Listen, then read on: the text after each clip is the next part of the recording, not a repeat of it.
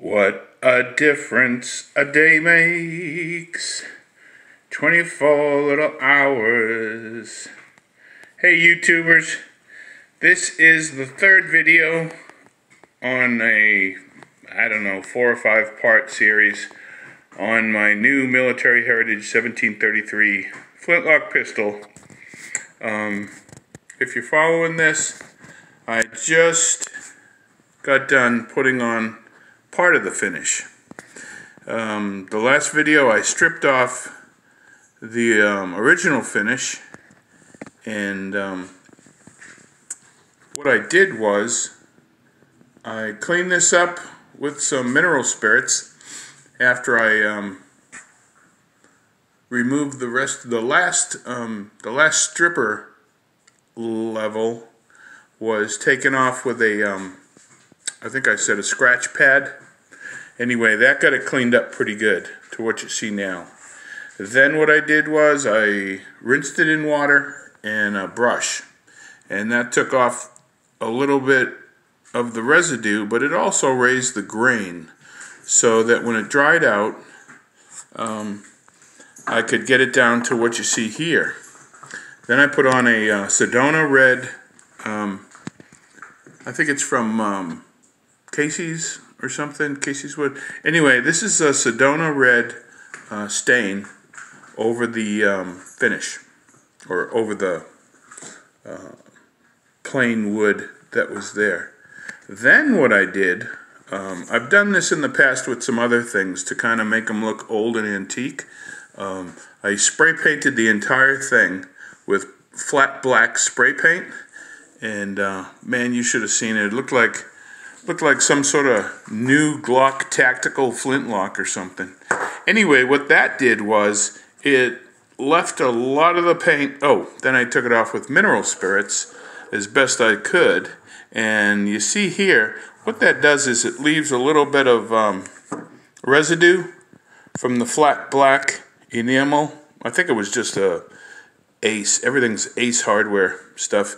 Anyway, spray painted it and then took it all down with the paint thinner and a rag to get the majority of the paint off, and then it left what you see here. So in the little crevices and nooks and crannies, you can see there's a little bit of shadow, and that kind of it does a couple of things. It highlights the wood, so it makes the detail stand out. You know, there's a lot of hand carving on this, and it makes that actually stand out much better. And it also gives it an antique look. So if you look at a lot of the originals online, you know, if you Google original muskets and stuff, you'll see that there's a lot of buildup in the nooks and crannies. So it does that as well. But I think I'm going to keep it short and just let you know that this is not the complete finish. This is kind of the initial stage where I've put on the stain, put on the antiquing. I'm going to also put on boiled linseed oil once this is completely dry. And I'm thinking about beeswax as well to give it a little bit, you know, if you look at the older guns, some of the antique guns, they have a little bit of shine to them, kind of a little bit of satin sheen, I guess you'd call it. And I think that I might leave it this way after the boiled linseed oil. I might not, I'm not sure. But, and I still have to work on the springs. I haven't done any of the work on the lock yet. I have started the pins. You can see, I think I talked about that in the last video, how I flatten them out and then spin them in a drill, electric drill, so that they go in a little smoother, and also that when you punch them out to take the barrel off, I generally take the barrel off every time I shoot this gun, so I can really scrub it and get in there good.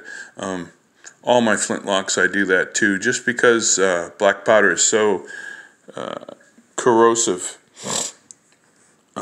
So that's it for now. and hopefully I'll get to this. This is just the second day. Oh no, I'm sorry, third day. The first day I received it, took it apart, did my first video. Second day, this is the second day, stripping, and then what you see here, just cleaning it up. Here's the repair. You can see there's a crack right there, and then there's a little bit of a mark here where you can see. I think it came out pretty good. But yeah, that was not Military Heritage fault. They packed it very well.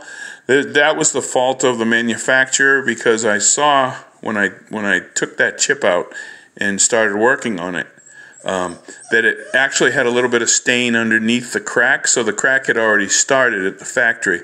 Like I said, what I ended up doing was just relieving a little bit off the end of the metal here.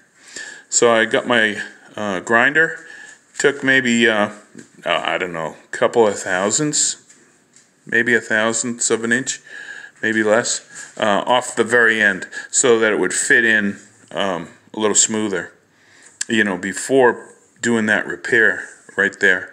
But I think it's coming out along pretty good, and after I get done with the pins, and I still have to do the glass bedding on the tang under here, so that there's a good wood to metal fit, and I can shoot some nice heavy loads without worrying about it. Okay, talk to you soon. Bye.